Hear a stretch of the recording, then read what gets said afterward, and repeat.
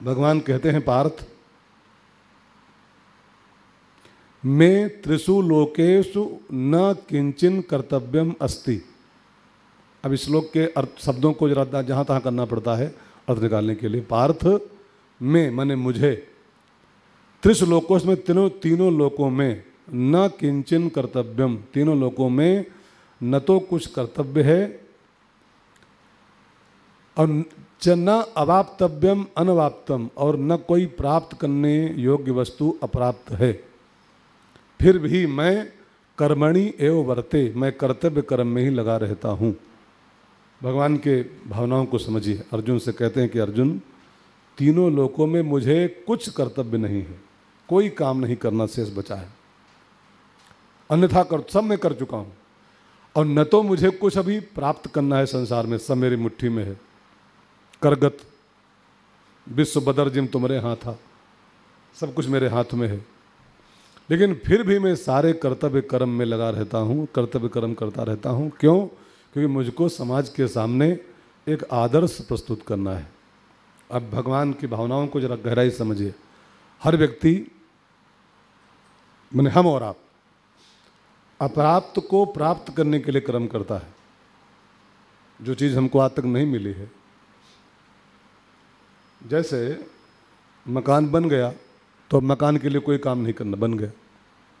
अब हुआ कि अब मकान में समरसेबल होना चाहिए, तो उसके लिए कर्म शुरू हो गए। उसके लिए जुगाड़ लगाना, बुद्धि लगाना, कर्म करना, पैसा इकट्ठा करना। अब वो भी हो गया तो उससे पिंड छूट गया, वो चल रहा है। स्विच दबाओ, टंकी भर गई।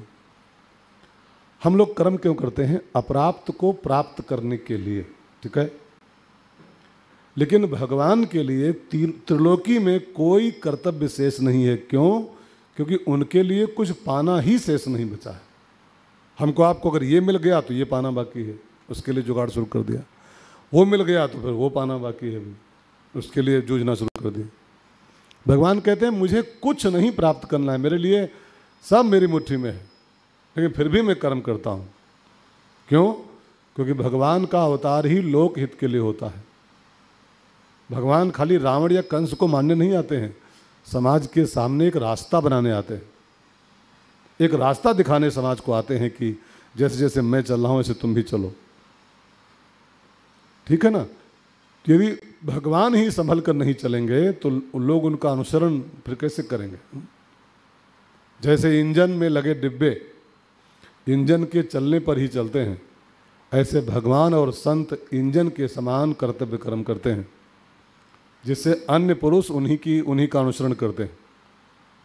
यदि संत और भगवान महापुरुष कर्तव्य कर्म न करें तो दूसरे मनुष्य भी कर्तव्य नहीं करेंगे, जिससे उनमें आलस्य प्रमाद छा जाएगा और वे अकर्तव्य में लग जाएंगे। देखो, जब कर्तव्य नहीं करेंगे तो पक्का है अकर्तव्य करेंगे, इसको ख्याल रखिएगा। आदमी कुछ न कुछ करता जरूर है, अगर कर्तव्य नहीं करेंगे तो पक्का है फिर वो अकर्तव्य करेंगे, न करने वाले काम करेंगे। इसलिए भगवान मनुष्यों को कर्तव्यपरायण बनाने के लिए सदैव कर्म किया करते हैं, हमेशा कर्म में लगे रहते हैं। राजसूय यज्ञ में गए पांडवों के यहाँ, जानते हैं कौन सा काम किया था? जो काम कोई नहीं लेना चाहता था, चप्पलें ठीक करने का काम। यज्ञ में जो मेहमान आएंगे उनके चप्पल में ठीक से रखूँगा, तरकीब में। आप गुरुद्वारा कभी जाओ, चाहे जहाँ चप्पल खोल दो आप उल्टा सुल्टा, लेकिन आपको जब वापस आओगे चप्पल ठीक रखे मिलेंगे, ठीक रखे मिलेंगे। हो सकता है पोंछे मिले, उनके यहाँ ड्यूटी लगी होती है। ड्यूटी क्या लोग करते हैं इस काम को बड़े उत्साह से। तो भगवान ने कहा यज्ञ में जो आएंगे उनके मैं चप्पल ठीक करूँगा, और जब लोग भोजन पालेंगे तो सबके जूठे पतले उठाऊंगा मैं, जिससे लोग कुछ सीखें कि ये भी काम हम लोग कर सकते हैं। जब भगवान कर रहे हैं तो हम भी कर रहे हैं। अब मोदी जी झाड़ू क्यों उठा लेते हैं बीच बीच में? झाड़ू ना उठाएं तो उनके आगे पीछे दसों हजार लोग लगे रहते हैं, उनका उठाना जरूरी नहीं है, लेकिन क्यों उठा लेते हैं बीच बीच में? उठा लेते हैं तो फिर लोग लग जाते हैं लाखों की संख्या में उनके पीछे। 80 घाट गए में कोई ये इसको पार्टीबंदी मत मानिएगा। 80 घाट गए, घाट बड़ा गंदा था, खुद फावड़ा उठा लिया और तसला उठा लिया और मिट्टी फेंक भर भर के बहाना शुरू किया बाहर। महाजनों एन गतः सब पंथा, महापुरुष जिस रास्ते पर चल पड़ते हैं वही रास्ता बाकी समाज के लिए पंथ बन जाता है, एक रास्ता बन जाता है। इसलिए भगवान कहते हैं कि मैं क्यों सब काम करता रहता हूँ, कि मैं नहीं करूँगा तो लोग आलसी हो जाएंगे, अकर्मण्य हो जाएंगे, अथवा अकर्तव्य में लग जाएंगे। एक आदमी गया एक आश्रम में और बोला कि मैं कुछ सेवा करना चाहता हूँ आश्रम में। तो लोगों ने कहा कौन सी सेवा करोगे? आप ऐसा करो, पहले आश्रम घूम के देख लो, पूरा आश्रम घूम के देख लो, और जो काम अच्छा लगे वही काम आपके नाम अलॉट कर दिया जाए। तो उसने पूरा आश्रम घूम के देखा उस आदमी ने। तो एक बरामदे में एक आसन पर एक गुरु